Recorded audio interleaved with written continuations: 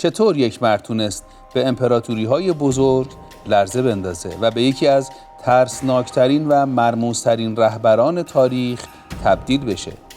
بیایید یه نگاهی به زندگی آتیلا، فرمانروای هون‌ها بندازیم. کسی که سایش همچنان بر تاریخ جهان سنگینی میکنه. سلام دوستان عزیز. امروز به یکی از شخصیت‌های تاریخی میپردازیم که اسمش با ترس و وحشت گره خورده. آتیلا، رهبر قوم هون‌ها، جنگجویی که ارتش‌های قدرتمند روم و بیزانس رو به زانو درآورد و در طول زندگی خودش به نماد نابودی و وحشیگری تبدیل شد. اما آیا آتیلا واقعاً اون هیولایی بود که تاریخ نویسان اون رو تصویر کردند، یا این تصویر تنها یک جنبه از شخصیت پیچیده اونه؟ امروز قصد داریم با هم به زندگی و ماجراجویی‌های اون بپردازیم تا بفهمیم چه چیزی آتیلا رو تا این حد مرموز و افسانه‌ای کرده. در قرن پنجم میلادی، زمانی که امپراتوری روم تحت فشار دشمنان داخلی و خارجی قرار داشت، مردی از میان استپ‌های پهناور اوراسیا برخاست. نام او آتیلا بود، فرمانروای هون‌ها که با وحشت و جنگجویی خود به یکی از بزرگترین تهدیدهای امپراتوری روم تبدیل شد. ولی آیا آتیلا تنها یک جنگجوی وحشی و بیرحم بود، یا مردی با بینش سیاسی و استراتژی‌های پیچیده که برای اهدافش جنگید؟ قبل از اینکه نگاهی به زندگی آتیلا داشته باشیم، ابتدا به قوم هون‌ها میپردازیم. هون‌ها قومی عشایری بودند که در استپ‌های آسیای مرکزی و جنوب روسیه امروزی ساکن بودند. اونها استادان جنگ‌های سریع و سبک بودند و با استفاده از تیر و کمان و سوارکاری تونستند سرزمین‌های وسیعی رو تحت سلطه خودشون درآورند. در اوایل قرن چهارم میلادی هون‌ها شروع به حرکت به سمت غرب کردند و به امپراتوری روم نزدیک شدند. با هر پیشروی اونها اتحادهای جدیدی شکل دادن و دشمنان خودشون رو شکست دادن. اما تا قبل از ظهور آتیلا، هون‌ها هنوز نتونسته بودند به تهدیدی جدی برای امپراتوری روم تبدیل بشن. اطلاعات ما درباره دوران کودکی آتیلا محدوده. آتیلا در خانواده‌ای از اشراف هون‌ها به دنیا اومد و احتمالاً در دوران کودکی با جنگ و شکار آشنا میشه. یکی از ویژگی‌های برجسته هون‌ها مهارت در سوارکاری و تیراندازی بود و آتیلا نیز از کودکی به این مهارت‌ها تسلط یافت. بعد از مرگ پدرش، او و برادرش بلیدا به عنوان رهبران هون‌ها انتخاب شدند. در ابتدا با هم حکومت می‌کردند، اما رابطه‌شون پرتنش بود. این تنش‌ها در نهایت منجر به کشته شدن بلیدا به دست آتیلا شد و آتیلا به تنهایی به عنوان فرمانروای مطلق هون‌ها قدرت رو در دست گرفت. آتیلا نه تنها یک جنگجوی بزرگ بود، بلکه یک استراتژیست ماهر هم بود. اون فهمید که برای شکست دادن امپراتوری‌های بزرگ تنها به قدرت نظامی نیاز نداره، بلکه باید از تاکتیک‌های هوشمندانه هم استفاده کنه. آتیلا از جنگ روانی بهره برد و با ایجاد ترس و وحشت در دل دشمنانش تونست بسیاری از نبردها رو قبل از شروع جنگ پیروز بشه. اون همچنین از اختلافات داخلی در امپراتوری روم استفاده کرد و تونست از طریق مذاکرات و تهدیدهای هوشمندانه از رومی‌ها مبالغ هنگفتی غرامت بگیره.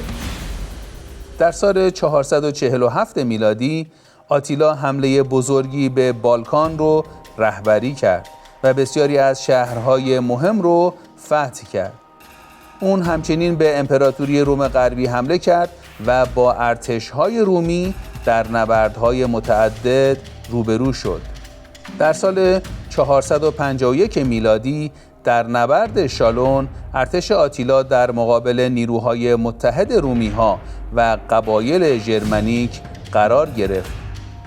اگرچه آتیلا در این نبرد نتونست پیروز بشه، اما به قدرت نظامی خود شهرت یافت. آتیلا نه تنها در میدون نبرد قدرتمند بود، بلکه در مذاکرات دیپلماتیک هم مهارت داشت.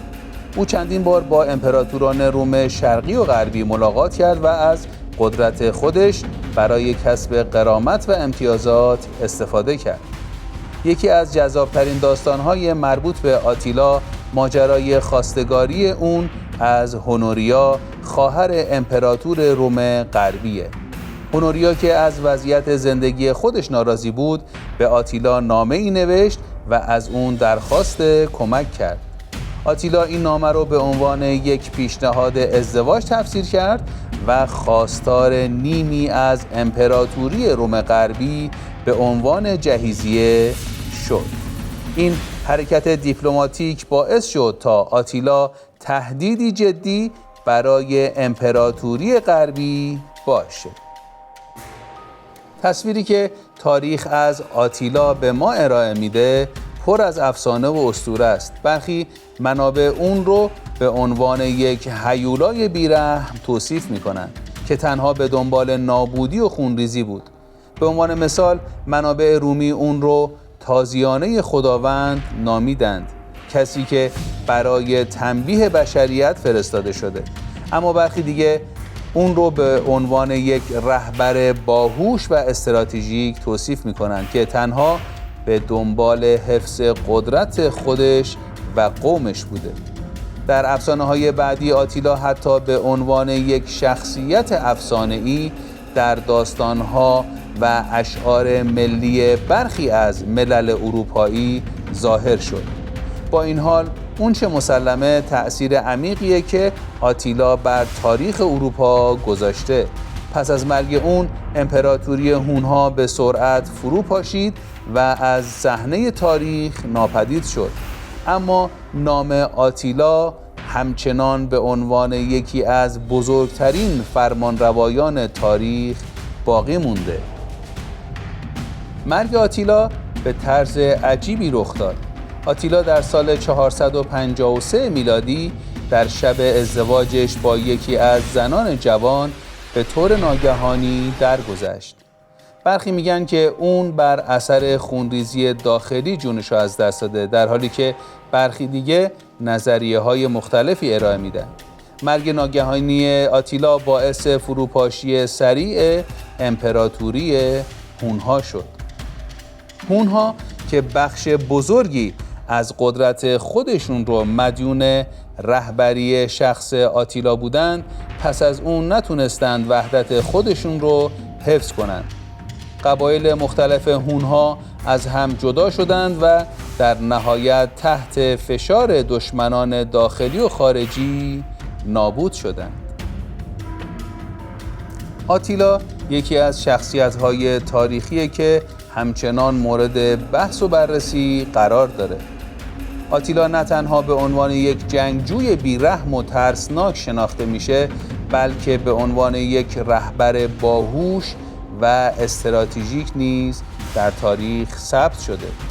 آتیلا نشون داد که حتی اقوام عشایری و به ظاهر پراکنده هم میتونن با رهبری درست به تهدیدی جدی برای امپراتوری‌های بزرگ تبدیل بشن.